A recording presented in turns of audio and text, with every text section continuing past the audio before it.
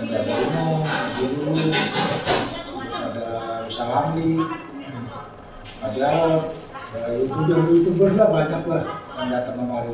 Mungkin keturunannya masih ada, jadi bisa eksis terus. Tapi mungkin ya ini yang terakhir lah. Saya ini mungkin yang terakhir di Barbershop Kotang ini. Oh.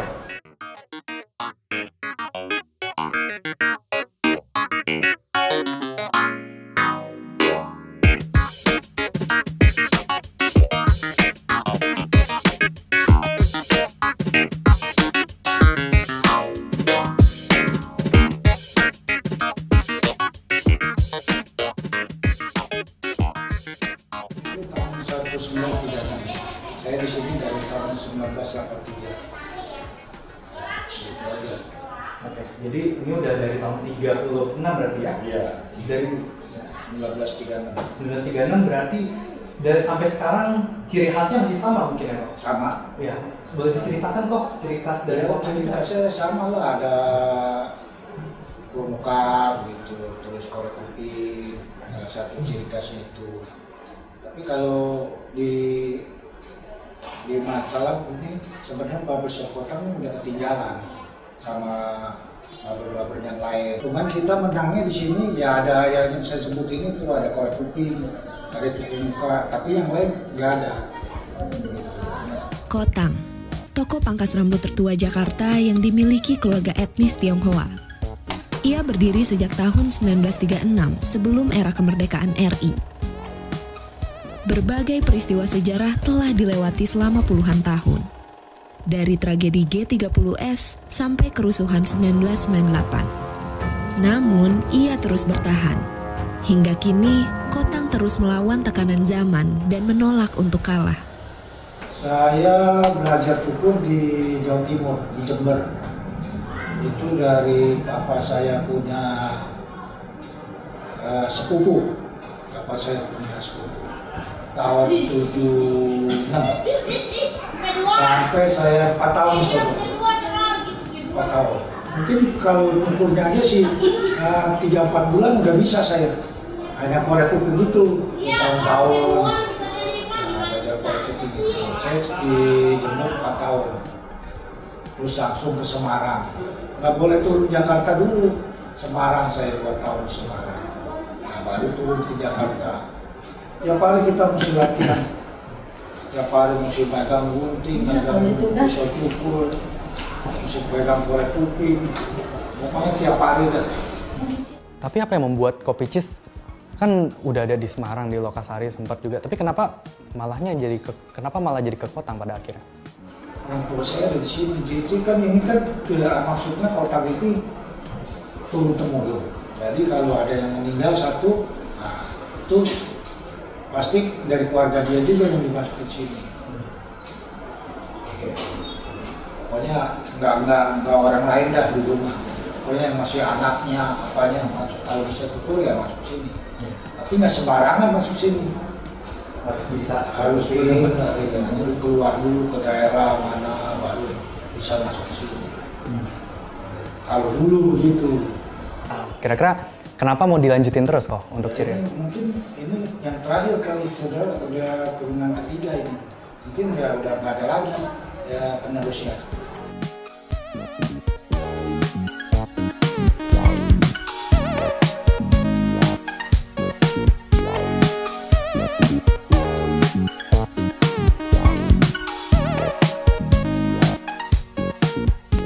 Udah dari tahun 36, udah mau 100 tahun berarti ya, udah mau seabad. 80 tahun lebih ya.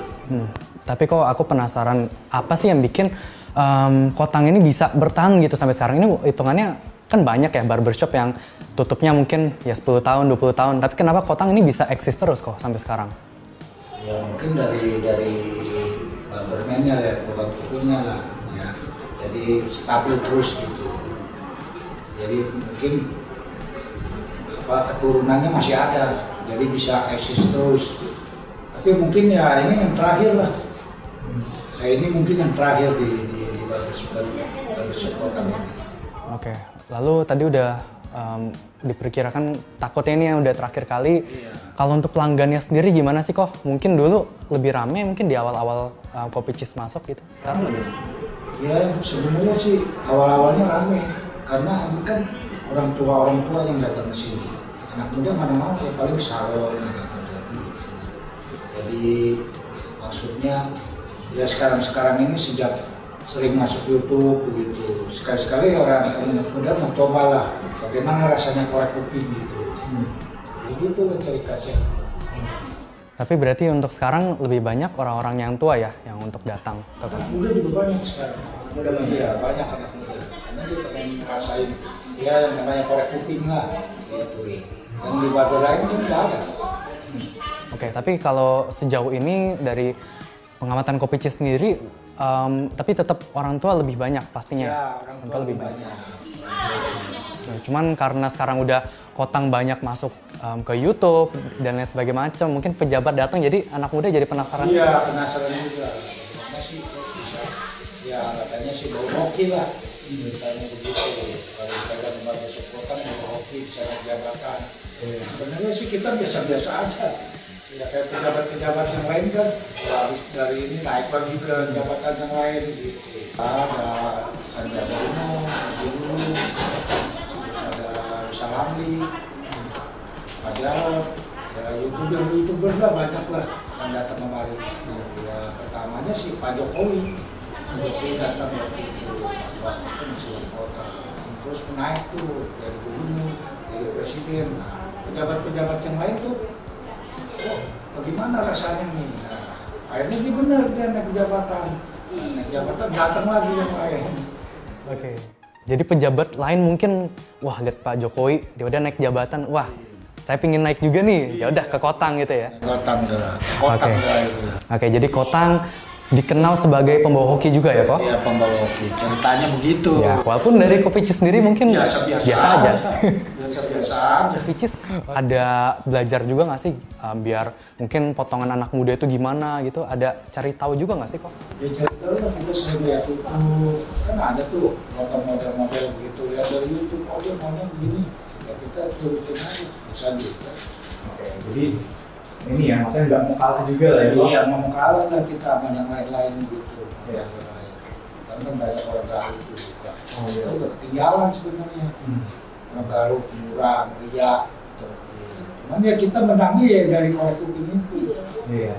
Sama pejabat datang ke sini, jadi tiap orang pengen tahu lah. Kopi Cheese berarti generasi ketiga berarti ya? Iya, generasi ketiga. Oke, lalu kok kalau tahun 98 itu kan banyak sentimen ya kepada teman-teman Tionghoa gitu, keturunan Tionghoa.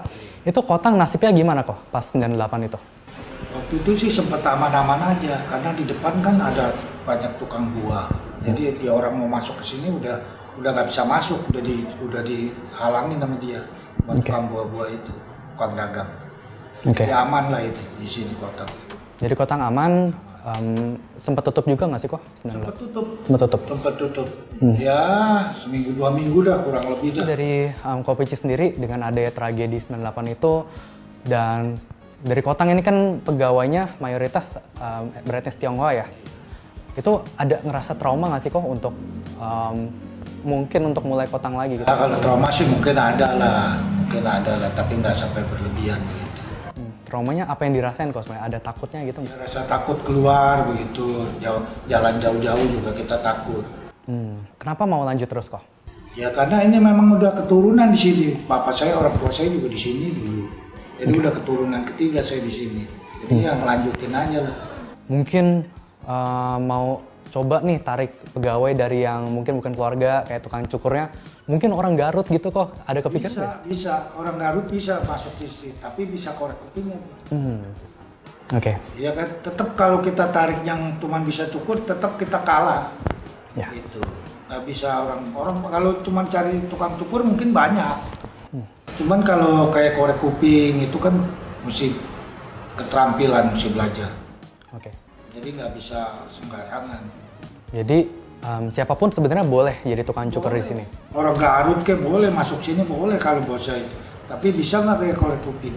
Lalu perihal generasi penerus di sini berarti sepertinya udah nggak ada lagi kok. Udah nggak ada. udah nggak ada. Jadi anak saya juga udah kerja di kantor semua. Oke, jadi kenapa mereka nggak mau kerja nggak mau lanjutin kok? Maksudnya ada alasan? Bagi saya nggak mau ya. Kalau bisa orang tuanya cukur, anaknya jangan sampai cukur. Udah bukan teman lagi, kita udah kayak saudara di sini. Tiap hari kumpul, makan bareng, gitu. Jadi sama-sama udah tahu jiwanya, sifatnya bagaimana kita udah tahu semua. Jadi ya udah cocok lah. Jadi dia orang juga nggak bisa sembarangan pulang. Gitu. Itu udah di sini udah tahu semua. Kita mau libur, nggak mungkin yang bilang 15 besok mau libur. Jadi nggak ada, pokoknya bebas dah udah petangnya bagi saya itu nyaman dah bagi saya. Mungkin kan banyak yang ini ya meremehkan gitu profesi tukang cukur gitu segala macam, tapi buktinya Kopi C sendiri bisa anaknya bisa sampai kuliah, bisa sampai kerja kantoran dan lain sebagainya. Rahasia utamanya apa sih kok sebenarnya? Ya kita nggak anggap begituan, dia mau bilang kita tukang cukur kayak remehan, ya kita biasa aja. Yang penting kita jangan usah dia, usah orang dia kan gitu ceritanya. Memang dianggap kita tuh ya rendah lah tukang cukur, tapi kita nggak beranggapan begitu. Oh gitu. Tapi kalau misalkan nanti generasi ini sudah habis gitu, kota mungkin akan tutup gitu, itu nggak ada perasaan sedih gitu kok atau mungkin gimana? Ya sedih sih ada, sedih udah pasti ada. Cuma dia habis pada kita juga kan mungkin tua, ya kan, mungkin seterusnya. Kalau masih dosen masih buka ya kita kerja terus. Kalau dia bilang tutup ya kita berhenti udah tutup. Habis sudah riwayat.